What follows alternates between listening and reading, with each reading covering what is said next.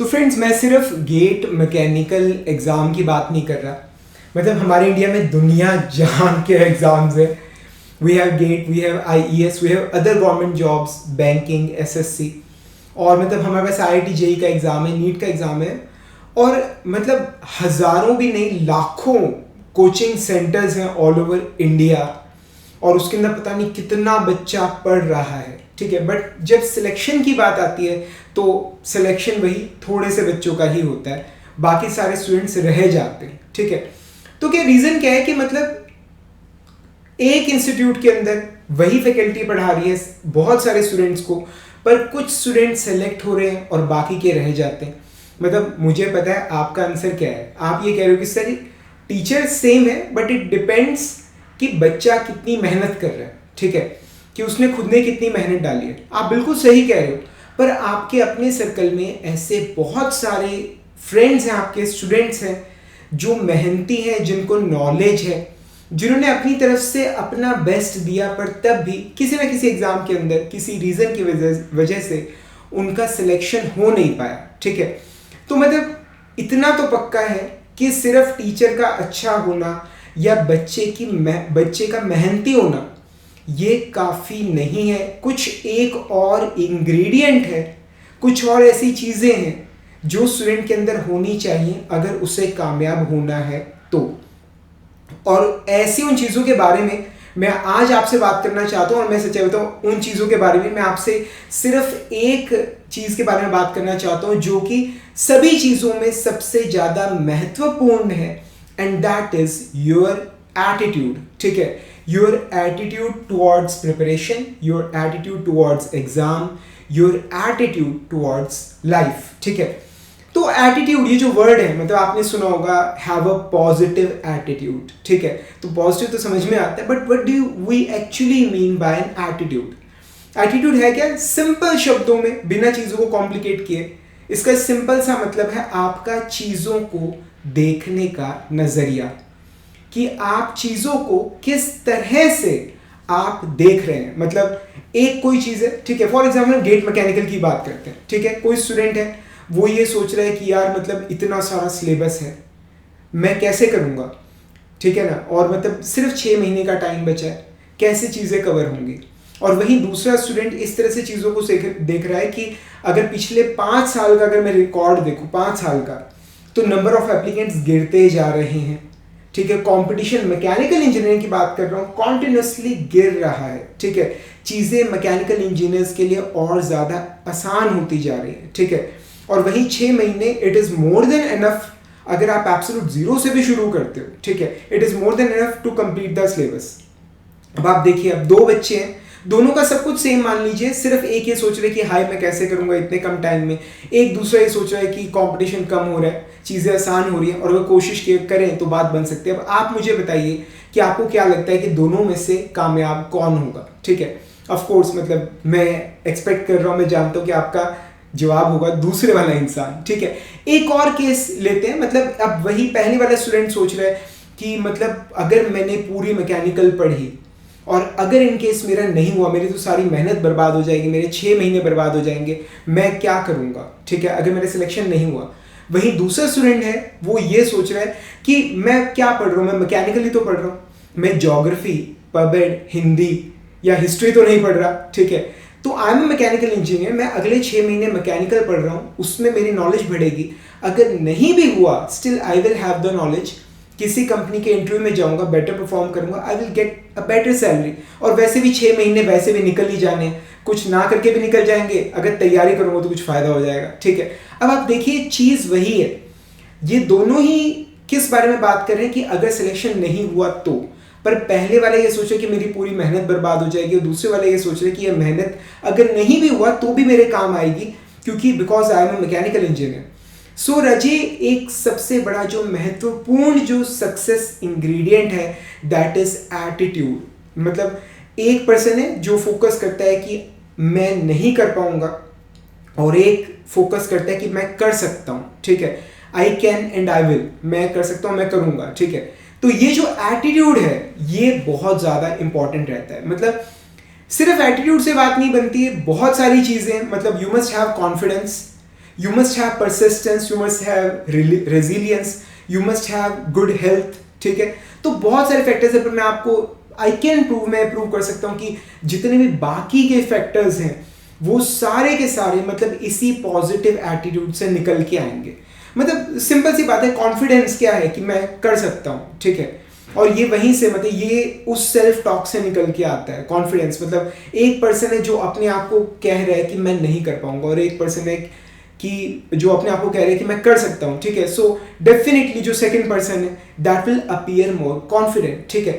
Then we have persistence, मतलब बंदा टिका रहता है, अगर नहीं हो रही चीजें स्टिल ही ट्राइज, ठीक है। वो करता रहता है, वो कोशिश करता रहता है, ठीक है।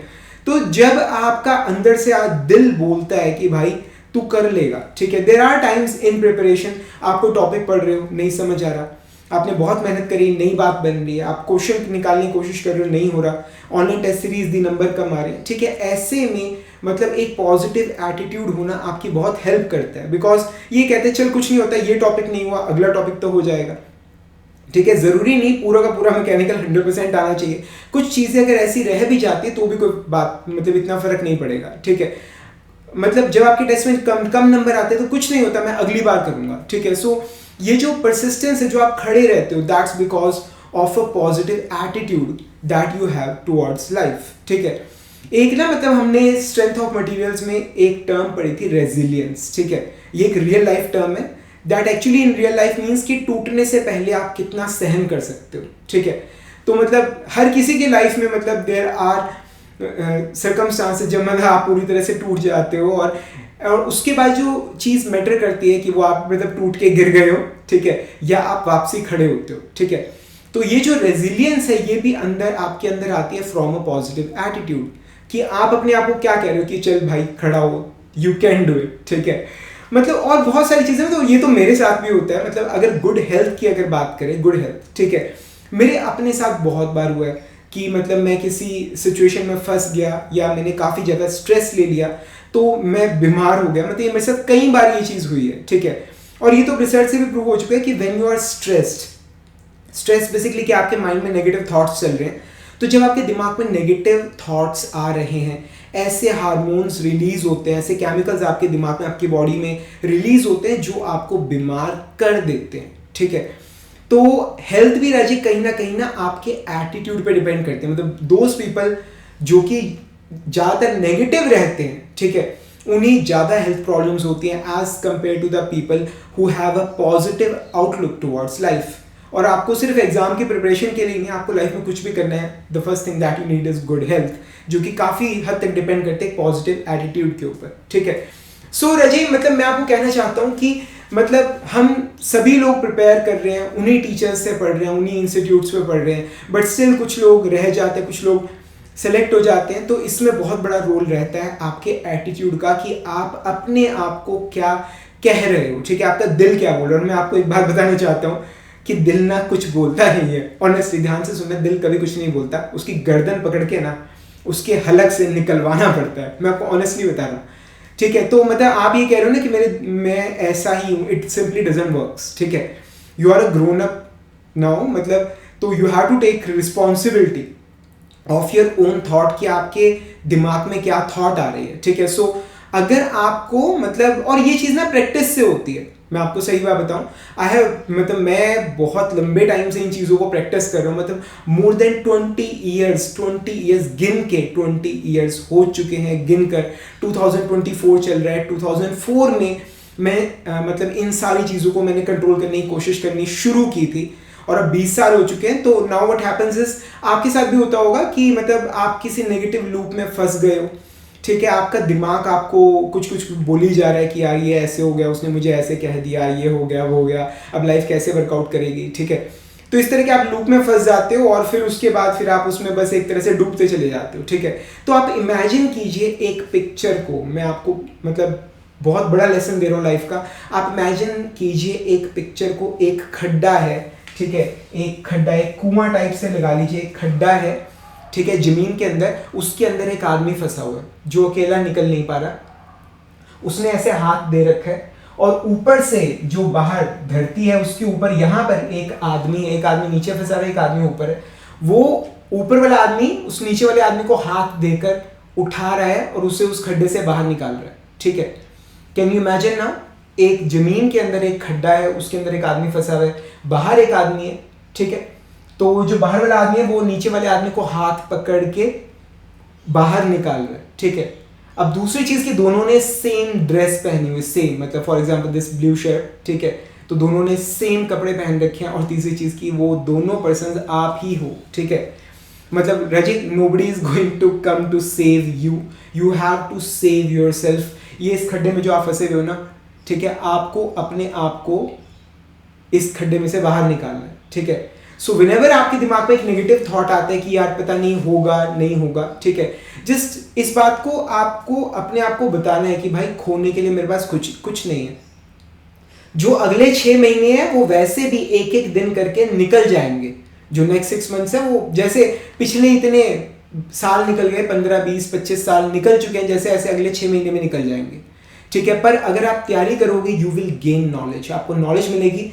And since you are a mechanical engineer, वो नॉलेज आपको लॉन्ग रन में थ्रू आउट लाइफ आपको हेल्प करेगी।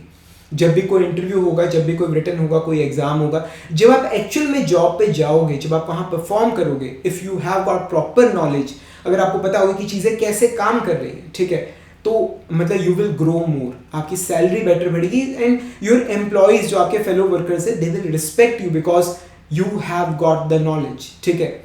तो ये बहुत बड़ी चीज है। और उसके बाद इस बात को भी समझो कि day by day mechanical engineering के अंदर, स्पेशली मैकेनिकल इंजीनियर्स के लिए, बाकी फील्ड्स में ऐसा नहीं हो रहा है, ठीक है, बट मैकेनिकल इंजीनियर्स के लिए डे बाय डे कंपटीशन कम होता जा रहा है। डे बाय डे कंपटीशन जो है वो डिक्रीज कर रहा है, ठीक है। तो नंबर ऑफ एप्लीकेंट्स कम हो रहे हैं, पर सीट्स आईआईटीज में उतनी है, गवर्नमेंट जॉब्स में कम ज़्यादा चलता रहता है, ठीक है। पर आईआईटीज में नंबर ऑफ आईआईटीज बढ़ रहे हैं, नंबर ऑफ ब्रांचेस बढ़ रहे हैं, नंबर ऑफ सीट्स बढ़ रही हैं, ठीक है। सो अपॉर्चुनिटीज आपके लिए बढ़ रही हैं, कॉम्पिटिशन कम हो रहा है, ठीक है। सो जब भी आपका दिल कहे कि कुछ भी बोलता है, you have to make a positive note that yes I can do it and I will, ठीक है।